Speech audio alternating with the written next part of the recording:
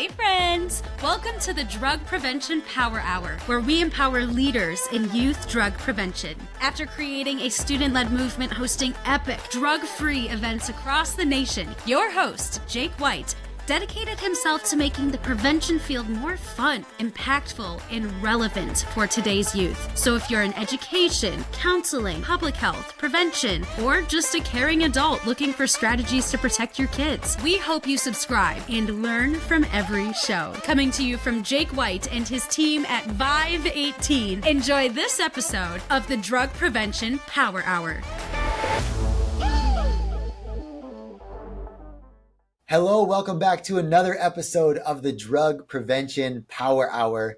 Today, we are hanging out with Travis Sylvester, and he is the Director of Operations for Sylvestri Customization. And Travis, I have to tell you, after we met at CADCA, you had this epic game going on at your table, and you had a Bob Ross wig on. And that night, everyone in my dream was wearing Bob Ross hair. That's awesome. You know what? If I can get it all the time, maybe I need it. So who knows? It's just going to be part of your brand now is Bob Ross wigs. That's so good. Well, fill us in about what is Sylvestri Customization and how did you get into doing this kind of work for prevention? Yeah, for sure. So we are a full service substance use and mental health prevention, outreach, marketing solution company. So got into it. We're on year 12. It's hard to believe it's been that long, over a decade. My brother and I actually co-founded this way back when I was a freshman down the road at Arizona State. Truthfully, kind of tripped into it. Really tripped into it. My mom did this. She was a prevention specialist when we were growing up, and about a 0% or less than 0% chance I would ever be doing this with my life. I could say I'm pretty good authority. But fast forward, life has its funny twists and turns as it goes. I went to a meeting with her, year 3, maybe year 4 of the company. And I heard Prevention Coalition people, they were talking, and this was about the turn of Facebook, when Facebook was real big. Advertising just had become available, and they were talking, well, let's reach kids. It was more cigarettes than vaping back then, but about smoking, and we're going to use the local newspaper ad. And I'm sitting there, and I think I was probably 20 years old. I was like, no, heck no, So fast forward from there, kind of latched onto it, grew, and then, became like this is all we do. We built the whole team around it. We have 14 people on staff now, graphic designers, developers, etc. And all we do all day long is this. And I heard it during the NBA All-Star game. They used a quote, the TNT guys, and it was, this is a get to do, not a got to do job. So it's pretty cool getting to wake up every day and know that you're trying to make the world, some days you win, some days you lose, but every day we're working to try to make the world a little bit better of a spot. So dang, I love that. Yeah. That you're on a mission and you get the privilege of just doing this really important work and put your gifts and talents towards it. And what I also love is I was on your website is talking about how your partners and the coalitions you serve are the rock stars and the game changers. And you're that person that wants to help, guide alongside. And I just really resonated with that. I was like, yes, this is how anybody who's working in this field should feel. So I love how you put it to words. Yeah. It was really, really cool. So just to recap, 12 years, been doing this mission. And then year 4 was really like the coalition space and drug prevention, helping with that, is you kind of got dialed in. Exactly. Yeah. So okay. That was kind of that inflection point where we said, if you will, push all the chips in. This is the space. This is the direction we're going to go. So, okay. Wow. If I can ask you something based on your expertise is when, and maybe the precursor. So I have 2 questions. The first is like Sylvestri Customization, and you do marketing. So there's probably a span of different areas that you help with. And then I'm going to ask you a follow-up question about just kind of what you see best practices that are working, and then maybe some some things we should stop doing in marketing, prevention, and coalition. So let's start with the gamut. If you had to create sections of how you help coalitions with marketing, what are the places where they need help the most? I think that the biggest thing, and something that's often forgotten about, especially when, a firm, we're not the only game in town, there's lots of people in the space, but listen first, act second. That's one thing that we always try to implement, I think would be the right word there, is listening and taking the local boots on the ground, working with coalitions. I know that's who's mostly going to be watching this. And you know your community better than I ever will. I've got this little sliver of life experience that I grew up in Wyoming. I did my thing. I moved here. I've lived this one path in my life. It's been a good path, right, wrong, or different, but there is about a million gajillion other paths out there. And who am I to say what your community should be or what they shouldn't be? So I think that's where any way that you're going to market, you have to come and you got to listen first, and then you have to respond and reflect that back. So, hey, did you know that you can have a free strategy session on how to reduce youth substance use on your school's campus? Or if you're a coalition, you can have a strategy session on how to get more young people involved in prevention. And all you have to do is either go to vive18.com/contact and send us a message, or email info@vive18.com and request your free session. That's the first thing. The second thing with this is we have to stop doing what's convenient for us on a marketing front. If you look at I challenge our clients, I challenge just people I talk to, look at the other side. Look at the Anheuser-Busch, look at the Juuls, look at the people that we're up against, if you will. They've got billions of dollars behind them, billions with a B. We have hundreds, thousands, millions if we're real lucky, that we're working with. So how can we learn from them? And they're putting themselves in a position where they get authentic experiences, brand, identity, those things, where people are doing the things that they love, that they're tying to them. They're tying it to a football game. They're sponsoring the concert, the music, whatever it might be. That's where they're at. Or they're on the platforms, they're on social media. They're creating a community, right, wrong, or indifferent, around the things that they love, and they're trying to tie themselves into. And I think that's one thing that prevention, substance use and mental health, we need to do a better job of. And there's a lot of great work already happening, but how do we embed ourselves into the everyday fabric of community so that making the right decision is the easy decision, and also like the decision that makes sense? Like if you're a part of this community, of course you're going to make good choices, or you're going to do this, or you're going to do that, whatever we're trying to, of course, after I have an injury because I love playing basketball, I'm going to dispose of my medication properly. Like, how do we start shifting kind of that messaging and marketing piece to, of course, that's what I'm going to do. And I think that's where, as a sector in a space, like, we need to change. A lot of efforts already being done that way, but I think more and more people need to grasp that. And then once again, leaning on the local grassroots level of, this is the direction, this is what our community needs, and then acting from there. Ooh, that's good. Okay, I wrote down listen first, right? Yeah, always. They're the local experts, and couldn't agree more, right? Someone comes in and tells you what you need before asking any questions. A doctor who diagnoses you with medicine before asking what your symptoms are, like that person's going to be fired immediately. Exactly. No, you're spot on. And I think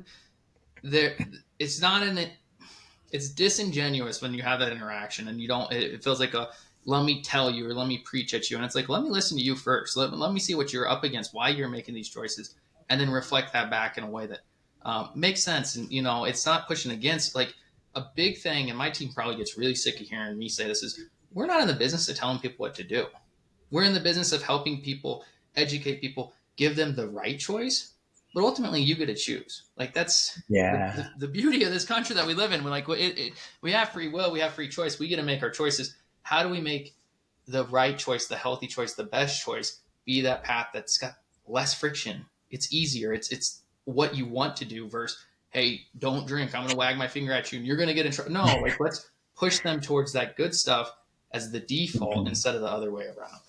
Yeah. Oh, and that's so important. Being a youth speaker and getting students involved in prevention. Like, not only is that important for young people to hear that I'm not telling you what to do, this is about your choices, I'm just here to give you some education. But I also don't know any adults who like being told what to do either. No, I don't. Like, no. So, and I love what you said too of stop doing what's convenient, or right, convenient, easy, comfortable, whatever that might be, and look at what's working. And I love the fact that you used like alcohol and drug industry as an example of, hey, these people have researchers, psychologists, they employ really smart people to sell a product that's not doing good in the world. Um, and I'm not like demonizing these things as themselves, Sure. but to say like a lot of catastrophe comes from it. Yeah. Yes. If we're trying to save lives, shouldn't we be as strategic, as resourceful, so that, like you said, since we don't have billions of dollars, what can we do with our time and our money limited very strategically? And we didn't get a chance to talk, but the reason why this like struck a chord with me so much is because when I was in college, I wanted a safe place to go, like make friends and have fun without drugs or alcohol. And people were saying like, "Oh, start a campaign or do this or do this." And I'm like, "Wait, but what are students going to right now? They're going to these house parties to connect with people, and how do they advertise? Well, they're advertising by creating these experiences like you're talking about and developing relationships and being part of the community." Yeah. And so it influenced our decision to say, we're going to start our movement with word of mouth strategy. We're going to come up with a 7-step invite that we can all use to go and build a list of people. Yeah. And like you probably know from doing marketing really, really well is you want to control the list. And like get people in your ecosystem so you can market to them continuously instead of saying, well, it's easier to create a poster though and just put it up. Exactly. Yeah. And it made all the difference. You know, the sober parties on college campuses taking off, like who would have known? Yeah. But the marketing was on point. Yeah. Yeah. And in creating that experience, you know, exactly what you guys did, like the invite, the word of mouth, like all that is just textbook, and it's not easy. There's nothing about that. Creating the whole system, and you know, it sounds like you had partners, you know, and you worked out to get a number of people there.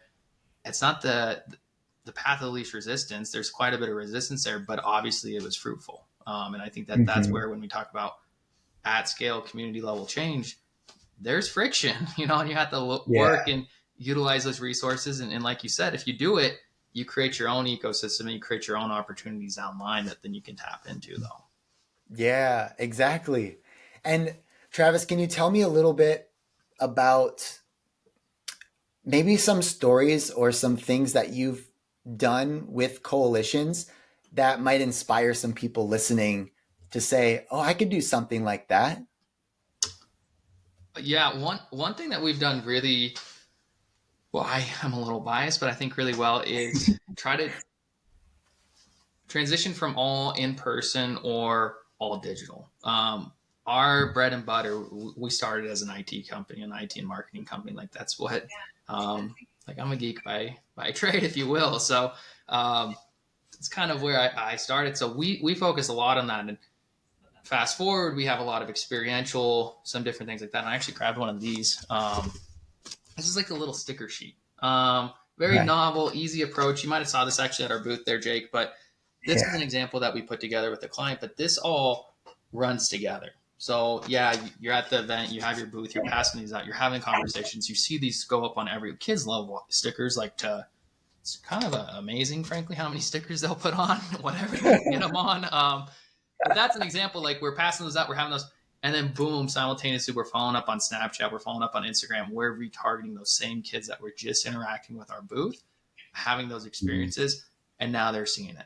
And when we talk about like positive social norming as a framework, some of those different things, we have to change how it's being viewed as far as like most kids are making a choice. Like we know most kids make good choices on a day-to-day basis. Like most kids are making really good choices, the large majority of them. How do we make them feel like they are part of the large majority? Because the example I use a lot is on a Friday night, you know, some kids that they still, a single can of, Bud Light from the mom or dad's fridge, whatever. And they're taking their Snapchats looking like they're cool. And you've got 7 people sharing 1 can of Bud Light. It's not good, but it's not real. On the same token, like, it's just not real. It's this placebo effect of, oh, hey, look at me, I'm cool. How do you combat that?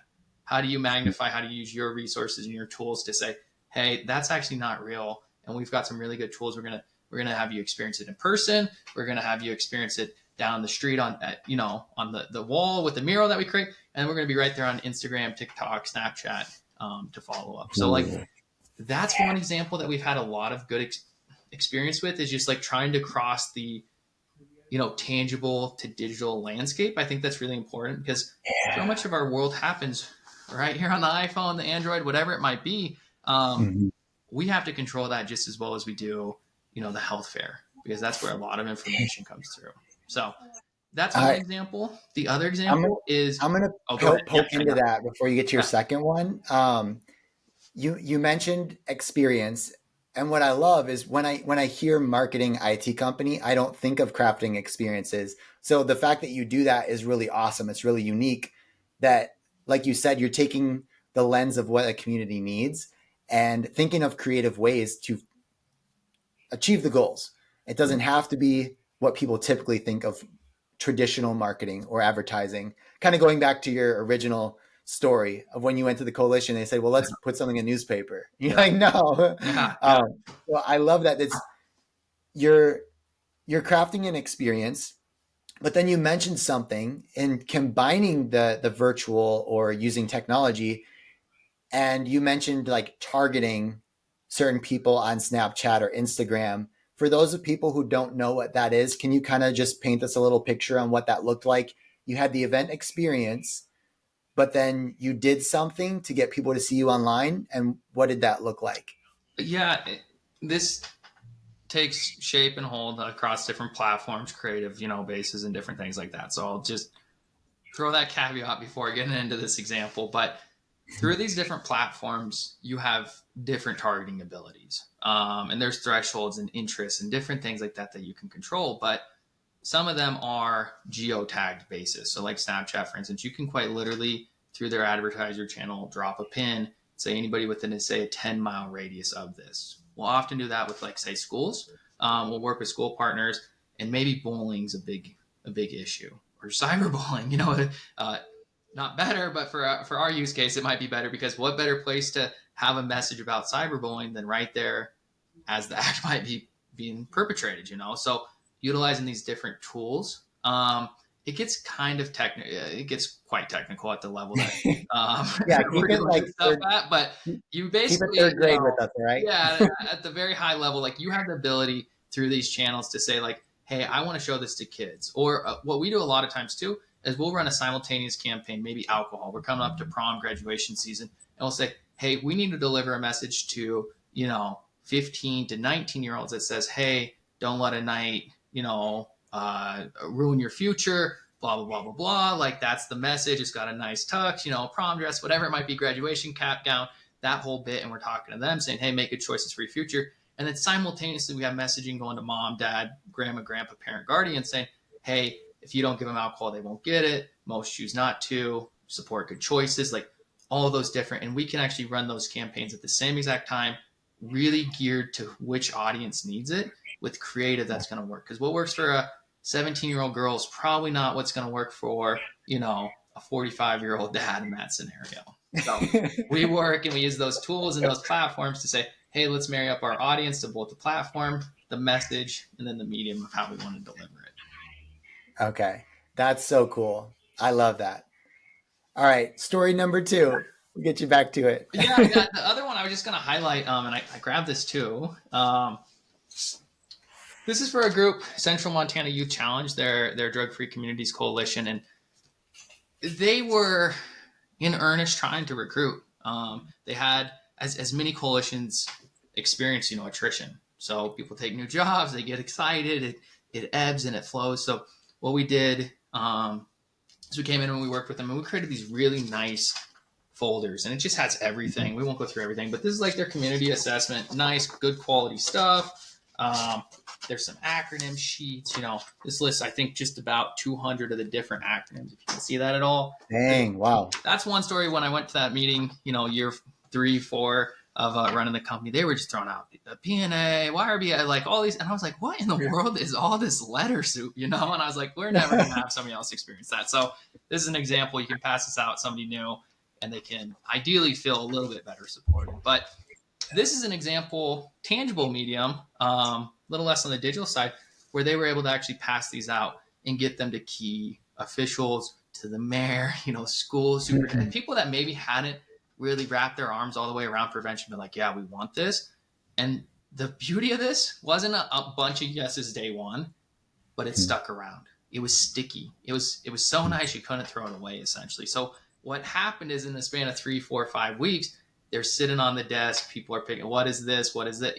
Conversations. And then boom, we started to see that kind of recruitment that came along with it. So that's a different example of like really nice quality stuff just hanging around and being in the right place at the right time, so that you're building your capacity in advance, because people aren't always ready to say yes right now. I think about it, you're buying sneakers, maybe today's not the day you're going to go buy some new Nikes or Adidas or whatever, but you're ready to go on a trip, or you're got the New Year's resolution going, you need some new running shoes, like whatever it might be, you're ready to say yes. You need to be ready for it just like that. So once again, using kind of for-profit strategy, saying we need to be in market, ready to go. So when somebody's ready to say, yeah, I want to do some community do-gooder work, who's there? Yeah. We're already on their desk, we're on the mayor's desk, we're at the hip of the county commissioner, we're at the superintendent, whoever it might be. They're seeing us, they've experienced us, they felt it, and they're ready to come along on their own time. That's so good. The foresight to say, hey, by the time we need someone in this seat, it'll be too late. We can't walk up to a stranger, build rapport, ask them to commit, recruit them, train them. Like, we have to be building the pipeline. Yep. So I love the fact that that was a tool that y'all used and developed together, that they, like you said, it was sticky. I like that word. Yeah. It's like it was something sticky that stayed with them. It became a part of how people learned and were educated. I want to pull that out and chat about that a little bit. Yeah. I know for prevention, a lot of times we're like, how do we stop these students from using drugs or get them off of drugs, which it is prevention, right? It's secondary prevention or diversion or intervention. And everyone's like, hey, please save all these kids from going down this path they've already started. Yep. And at the same time, I think the same mindset can filter into our mindset of how we market our coalition too, is because sometimes when things are grant funded and they have a 5-year stamp or a 10-year stamp, you feel the weight and you're saying, you think you have to do everything right now. But in reality, the things that are going to work are going to be those long-term consistent strategies.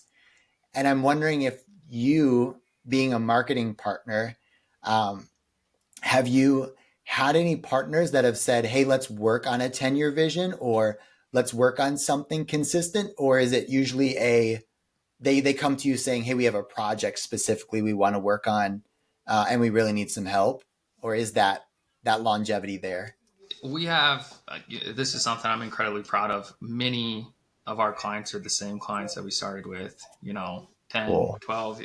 As soon as we went to prevention, we still have them. Some of them are quite frankly, they think they're like my second mom, because when I met them. But we are still working with some of those people, and that I take great pride in that fact. So to your original question, though, I don't think we've ever sat down and worked on a decade timeline horizon. We have very much so looked at a 3-year timeline horizon and said, what can we incrementally do?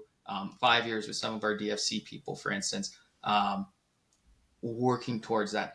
I think one thing that we always stress, and we just make sure that anything we put out the door, is that you're only as good as your last project.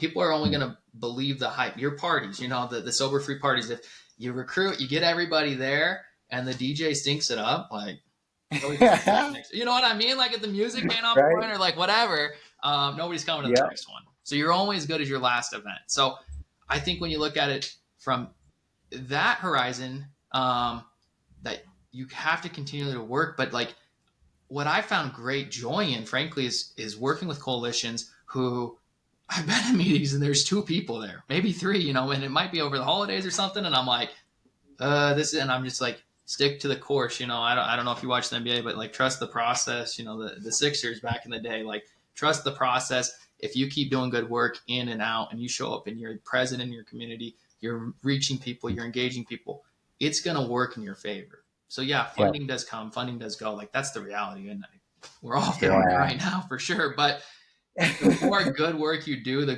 more good projects that people experience. And the more kids that say, yeah, I didn't drink this weekend because I was at the sober party, or I did X because, you know, I was involved with this group or whatever it might be. Those are all feathers in the cap that long-term change, you know, the community and people rally behind. And that's where you get your in-kind support. Like, that's where you build that sustainability with local donors. So a long-winded answer to never have done anything on a 10-year span, but we do work in longer term, you know, not trying to do everything in one go. And then 2, just make sure that anything you do is really good. Like, don't chintz it. You know, like this folder, popping back to that, the stickiness, if this was really, you know, not nice, if it was just like, you know, flimsy and you're just like, this is garbage. Like, you throw it in the garbage. Exactly. That's what you do. It's garbage at that point. So that's one thing that we stress a lot of is like, if you're going to do something, be very intentional about it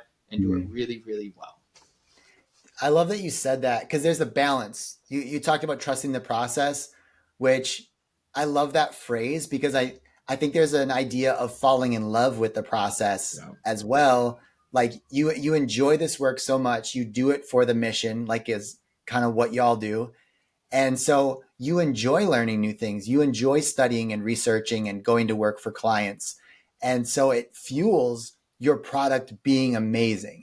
And the combat for these days is to think, oh, I don't have it as good as that person though, or I didn't have their budget. But that's okay, because they probably had another level that they thought they had to aspire to as well. Like, no one is perfect, but you do as best as you can. You love the process. You put everything you can into it. And then you have that deadline to say, all right, we've done as best as we could. We're pressing publish. We're printing, whatever it might be. And we're saying go. So I don't know what the analogy is, but there's one on the tip of my brain, right? Of like, you run the race as fast as you can, but at some point you have to stop and say, that's it. I did my best, and we're going. Yeah, what I tell my staff all the time, and they're so much better than I am. Like, we should have picked a prettier mug than this one to be the face of the company, but they make me look good. But what we talk a lot about is don't let perfection be the enemy of progress. So when you're on there and you've done it right, you've checked the boxes, you're doing what the community needs. Don't let one more set of revisions stop you. And that we do balance that. We really try to balance that, as far as like, you want to do it right, you want to get it perfect, but on the same token, these issues are too pressing. Like, if we're gonna have the magic plan, if we think we're gonna solve the opioid crisis, you know, in one pack, like, it's not. Like, this is all done in layers of defense, multiple campaigns. Like, none of this is done in a vacuum, and you have to work quick. So that's the other side of this equation, is like, work quickly, do it really, really well, but to your point, go. Because some people get really scared about what's the downside, what's all this. And the downside a lot of times is you do nothing, and we have another kid start doing drugs because guess what? They weren't at the sober party, or whatever that other side is. Like, we're working against the clock every single day too. So, and I think the second thing I'd like to comment on is just like you mentioned, there's always someone that has more, a newer computer. For me, you know, I geek out. I'm like, oh man, they got a nicer computer than me or whatever. But some of the best solutions I found have been with people that are like, hey, we have $300. Like, what can we do for $300? We don't have 3,000. We don't have 300,000. We have 300. Like, what can we do with this? And I think that sometimes that challenges you. Of course, we all love resources. We all love additional capacity. Like, that makes things easier and nicer. But can you challenge yourself? And even thinking back, you know, I don't know this for sure, but when you started your sober parties, you were probably pretty, shoestring budget, if any budget. So Oh yeah, yeah, yeah, we're broke for sure. yeah. So like when you started it, it's like you work from nothing and you can go forward. So I think that that's something that people need to weigh in this equation. And Mm. once again, going back to the grassroots level is like, your community, like, if there's an inflection point or an injunction where you can jump in and say like, hey, we don't have money, but we have volunteers, or we have Yeah. this, or hey, you have this amazing billboard space on the side of your wall. Could we paint a mural for you? Would you give Hmm. us that? And people say yes to this stuff all the time. Like, we're on the Yeah. good guy side, so people want to say yes to what we're doing. You just have to find a way to get in the right room and to ask those questions and be ready when it becomes Yeah. available. I forget what I was reading this past week, but it was talking about how companies with huge budgets and a lot of resources and staff, they want to think innovatively, so they try to put the stress of having a small Yeah. budget. Like they want to unlock the creativity that happens when you are bootstrapping it and you are using duct tape and everything. Yeah. Like if that's your position right now, it would be beneficial to see it as an asset instead of a limitation, because even the people with big budgets are trying to think like you are right now, Yeah. which can lead to innovation, which I love. And the other thing that you mentioned, I think it's a great segue for us to end, is that when you're that creative type, or maybe it's a different personality type, but I know a lot of my creative friends, they can make revision after revision after revision. Um, they need the deadline and they need the done is better than perfect, Yeah. or the Yeah. progress is better than perfection. Like we need those reminders. And as someone listening to this podcast, you might need to pass off something that's not your strength to a friend, to a volunteer, or maybe even someone, like Trevor and his company who are doing these things, who is the pro because they've learned how to operate that way. So this is my perfect segue. Travis, will you tell us if people are like, hey, I definitely want to learn more about Sylvestri customization and maybe check out your stuff and get in contact with you about any ideas? Where can they go? Yeah, the best spot's going to be SylvestriCustomization.com. We're just about to launch a new website this week, actually, so I'm super stoked on that. On there, there's going to actually be an option where you can request a sample box, and we'll drop you in mail something that we've done for other people, sticker sheets, some of these folders, different things like that. We'll come right to your doorstep, in 7 to 10 days, depending.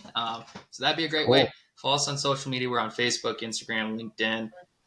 Try to contribute to all those spaces. So you can also just reach out. Like, we're very normal people. Like, we're happy to talk.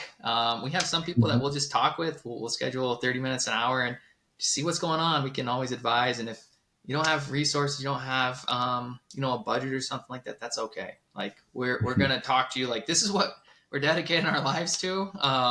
So whatever we can do to help move this mission forward, feel free to give us a call, shoot us an email, and we'll find a way to help support how we can. Amen, dude. That's awesome. Take them up on it. I love that posture. We have that at 518 is like, if we don't end up working with you, that's okay. We're cheering you on and we're Yeah. share anything that we know. Because the fact is you're reaching all these different coalitions and they share great ideas. So if you're the hub where all these cool ideas are shared, I want to talk to you about my next marketing campaign. Yeah.